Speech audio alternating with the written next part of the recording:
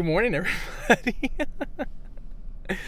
Welcome back. We are here at Anderson at Dave Small's Championship. You can't actually see it. We're here at Dave Small Center, Anderson, Indiana, Championship Lanes. Last regional stop of the Central Regional Tour in 2025. This is a big one. We are currently just inside the cut line for the RPI when it comes to points.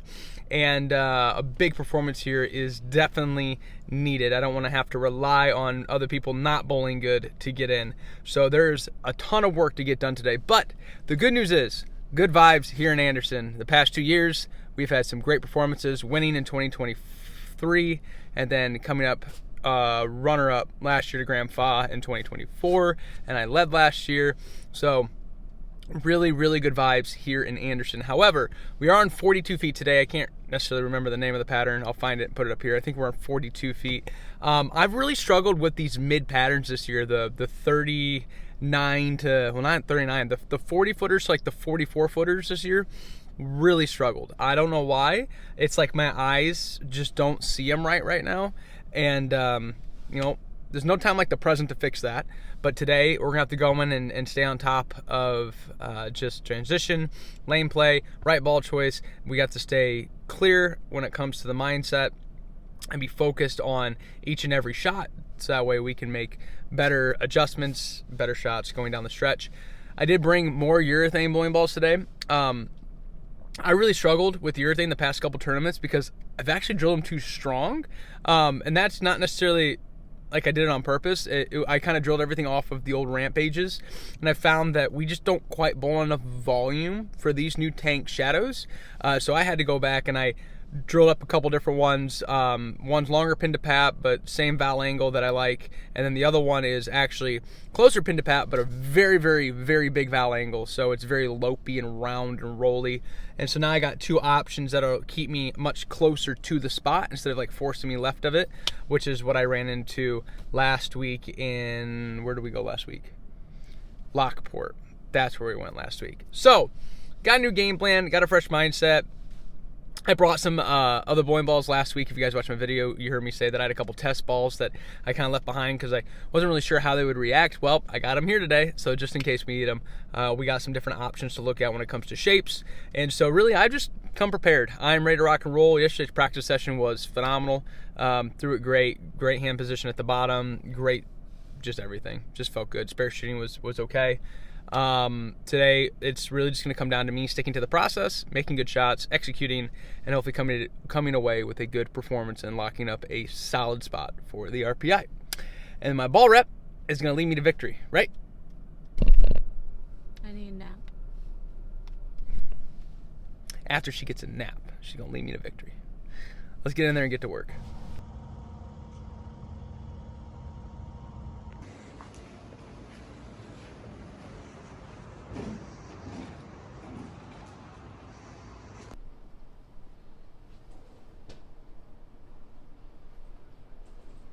Have what, like 100,000 subscribers?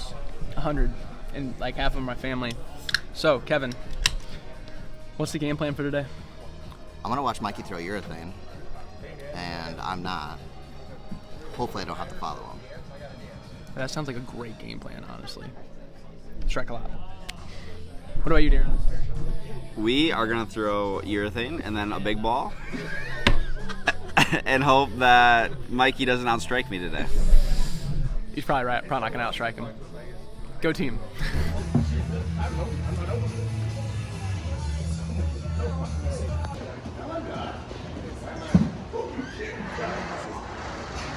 Morning, everybody.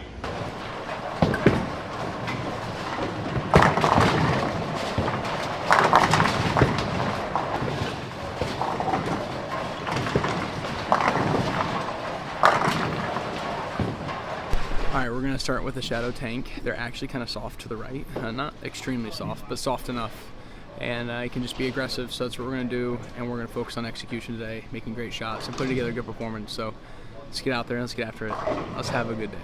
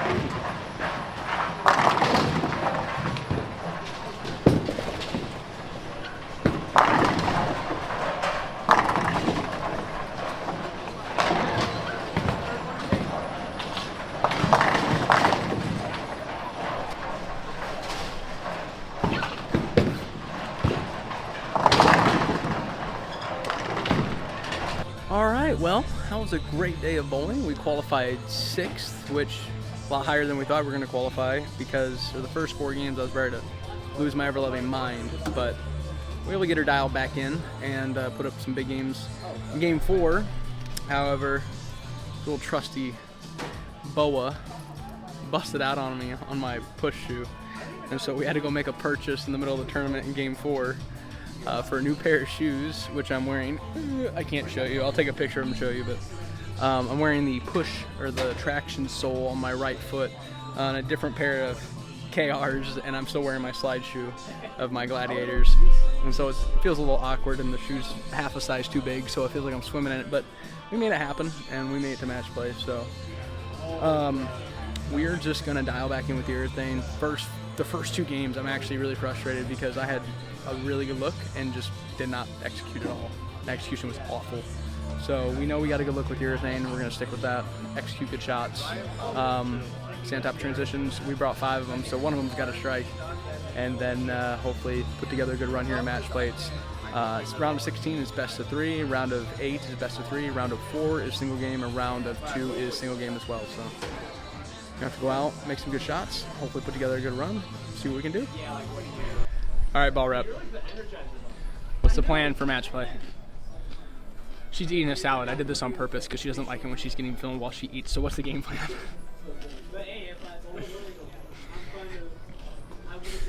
That's the game plan. I'm going to walk away now. All right, well, we are back into match play. In my first round, in the round of 16, I get EJ Ballesteros. I'm pretty sure I said that right. And this is going to be one of those where I'm going to have to stay focused because he's a younger kid. He's, I think he's 18. And usually the younger kids, they don't know no better, and they can just strike at will when they want to. And so in my head, I'm just like, you got to stay locked in and stay focused. You got to make sure you step up, make good shots, put the pressure on. And I had a lot of confidence rolling into this match. One, because at the end of the block, I threw it very, very well. And I also knew at the beginning of the block, the first 4 games, I actually had a decent look with urethane. I just didn't execute well. And that's part of where my frustration came in early in the day. And so I just knew the shot making got there.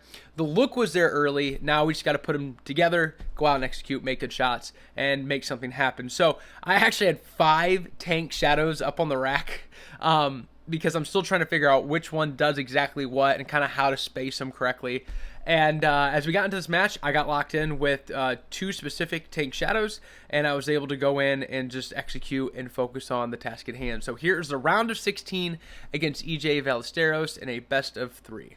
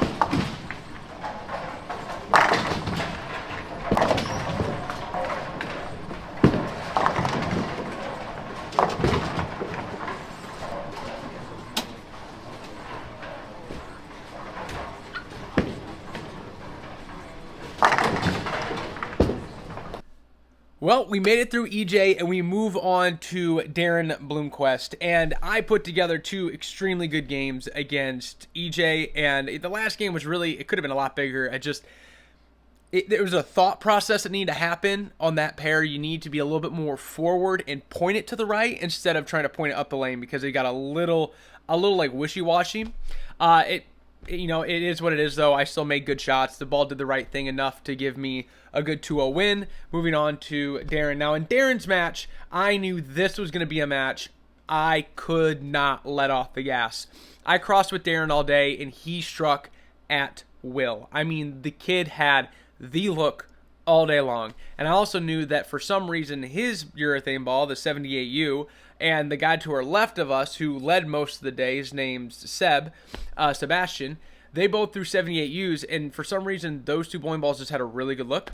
And so I knew if we got into a urethane contest, I'd have to make sure I picked the right one that I was going to throw to make sure I gave myself enough a chance to have a better look, basically, and to have better miss room and get the ball to strike on the not-so-perfect shots. So going into this round of 8 against Darren, the thought process was stay on top of everything. All the ball changes, all the transitions, what the lane's doing, stay focused, stay sharp, do not miss a beat, because if you do, he's going to beat you. And so as we head into this round of 8, I was focused, I was dialed in, I had a really good idea what the balls were doing on the lane, so I knew where I was going to start and where I was going to progress to, and I was ready to go out and execute and get after it here in the round of 8, best of 3 against Darren Bloomquist.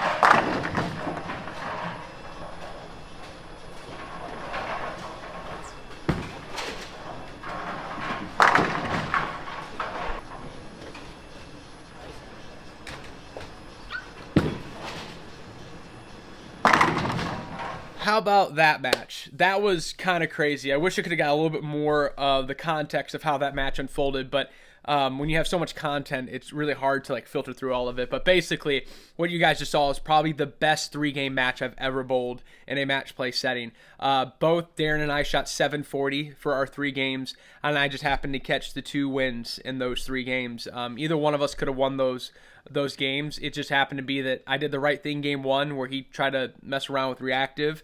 He made a switch into urethane midway through game 1, and he ended up throwing like 15 or 16 in a row through the stretch of game 1 into game 2. He threw the front 9 in game 2 to shoot 279. I thought he was going to shoot 300. I thought for sure there's no way he was going to miss. But he didn't. He had a lesser swisher 7. And then game 3, I made a ball change, just trying to get my ball to have a little bit more room down lane, allow me to chase it in just a little bit more, create a little bit more angle. And sure enough, it was the right call because I ended up coming away with the win there in game 3. And like I said, that match could have gone either way. I had to step up, make big shots. So did he. And it just happened to be that I got my ball to do the right thing that last game where he didn't. So for me, that was, like I said, the best 3-game set I think I've ever bowled in a match play setting when it comes to just dog eat dog and coming down to the wire and just shot making. We outscored the other pairs by a good 40 pins a game, so it was pretty awesome to see. But we made it happen, and now we're moving on to the round of 4 against Jeffrey Mann. And this gets a little bit harder because, well, first of all, it's a 1-game match now. We don't do best of 3. And 2, Jeff is due. He's been due for a couple years. Jeff is an extremely close friend of mine. I love Jeffrey Mann so much. And I've watched this kid strike the lights out in every building we go to, but he just has never seemed to break through. And I caught him a couple weeks ago in Jackson, and I kind of knew that one of these days it's just going to be Jeff's day. No one's going to stop him. And for some reason, I had this feeling going into this match against Jeff that I was going to have to be perfect if I wanted to move on. So mentally, I was preparing myself for that. I was looking at my bowling balls, making sure I picked the right one to make sure I could stay the most aggressive and yet give myself the most miss room. Because when you get in these situations, what you want is the simplest form of execution, right? I don't want to overthink it. I don't want to have to think about it. And I don't want it to be so complicated that I can't focus, right? I want something simple. So be aggressive, be firm, and be forward. And that's kind of where I was at, my mindset when it came to the ball choice as we move into the round of 4 here against Jeff. And let me tell you, this was a great match. So let's get into it.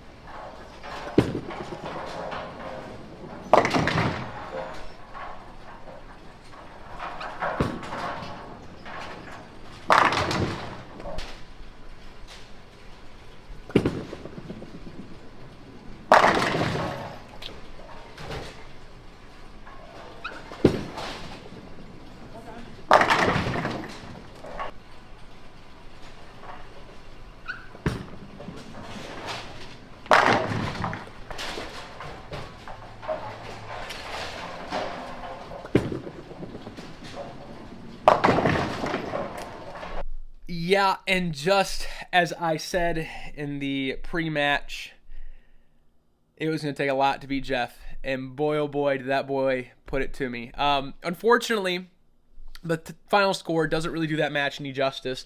Stepping in the 10th frame, I was locked out already, and I could have shot 245 to Jeff's 252. It was a great match. We had a right lane that had a hook spot in it. It was about 2 boards wide and about 3 feet long. And if you got it there at the right point in time, it would stand up. And it did it to Jeff and I both once. He Greek churched one time off of a shot that he got to that spot, and I big forward. We both also 4-pinned once. The difference between the scores were Jeff, when he missed, his 2 misses were together, where he went 4-pin Greek church. My misses were separated by strikes. So I went 4-pin double Greek church. Or big 4 for me. And so when that happened, I lost count because Jeff obviously strung more strikes together than I did in the game. And as much as it stinks that we both missed twice, that I got shut out in the 10th frame, there is something I would like to point out. Well, first of all, that's bowling. That's just how our scoring system works. But 2, Jeff still had to step up in the 9th and 10th frame and throw 3 in a row to shut me out. Not only did Jeff step up and strike all 3 times, he buried the 9th, the 10th, and the 11th where they were absolutely no doubters whatsoever. And in my mind, when a man is that locked in and that focused and getting his ball to do the right thing, and it doesn't matter what I do or how good I throw it, at that point in time, you just sit back and enjoy the show. You tip your cap to him, you say, great bowling, and you go cheer him on. As Jeff being one of my really good friends and a great buddy of mine, it was fun to watch Jeff just absolutely lock in. He has been on a tear for the past couple years. He has been waiting to break through. I've been waiting for him to break through. And this was kind of like the day where I saw it coming. He just was so dialed. And so I watched him step up, bury the first two in the 10th, and I just was grinning because I'm like, this kid is on one. And sure enough, not only did he step up and do that to me, he went and won his first PBA title. In the title match, he shot another 240 or something crazy like that, 250. Just put together an absolute clinic of a performance and captured his first PBA title. So Jeffrey, I am so proud of you. I tip my cap to you, man. It was awesome to get to be there and watch you compete, and it's great to be a friend with you, man. You are truly a blessing to me and my wife when we're out there. We love competing with you, and thank you for giving me a run for my money this past weekend. But when it comes to a tournament, I couldn't imagine a better way to finish the Central Regional Tour for 2025. I mean, adversity early, bounce back through it. I look like a waddling duck with an odd shoe. But managed to just lock in and execute at a very, very high quality. I mean, just on it. In match play, I don't think I have been that locked in maybe since Lorraine last year when I won there. It's just a feeling that is so addicting and so much fun because you just get to this state of focus that it's very rare. And to be there and to be in it and competing and having competitors who are pushing me and putting up big numbers too, it's just something you can't match. So couldn't imagine a better tournament to go out on for the 2025 regional season. And we bowled really well, and that means we are in the top 8 for the RPI points. However, I didn't get to the free hotel, which is the top 4. I just missed it by a couple points. And with that, now Elizabeth and I have a decision to make because financially it wouldn't really be the smartest decision for us to make right now to head out to Reno for a week. It would be unpaid for both of us, and we have other obligations and responsibilities back here at home that we should really take care of. And financially, we're really trying to progress forward because there are things in life, in the future that we'd like to be ready and prepared for. And so we're just trying to figure out, is this the right decision right now? Obviously, I'd love to go, but, I'm not going to put Elizabeth and I in a situation that, may be irresponsible. So that's a discussion her and I are going to have to make here in the next week or so and figure out what we're going to do and move on from there. But 2025, as bad as it started with the injuries and having to bowl 2-handed and sort all that out, to come back and battle back to where I did and put together the performances that I did. I know I didn't come home with a win this year, which is kind of a bummer, but I got to see a lot of my good buddies get their first titles this year, and that is just as much fun and just as cool as winning myself. Obviously, I still like to win, but getting to see all these guys who put in the work and the effort and the time come through and finally break through and get their own, that's awesome. So I hope you guys enjoyed this. A great weekend of bowling. Great stories to tell. I will definitely have more content for you guys in the next couple months as we get some time off from competitive bowling. I get to do some more interactive stuff, more instructional stuff, and answer some questions you guys have for me. I do plan on doing like a Q&A at some point in time, so if you have questions for me, put them down in the comments or reach out. I'll be glad to answer them at some point in time. And I just want to say thank you for this community. You guys are awesome. I am truly blessed, and I hope everybody keeps it straight off the hook because I will see you next time. Have a good one.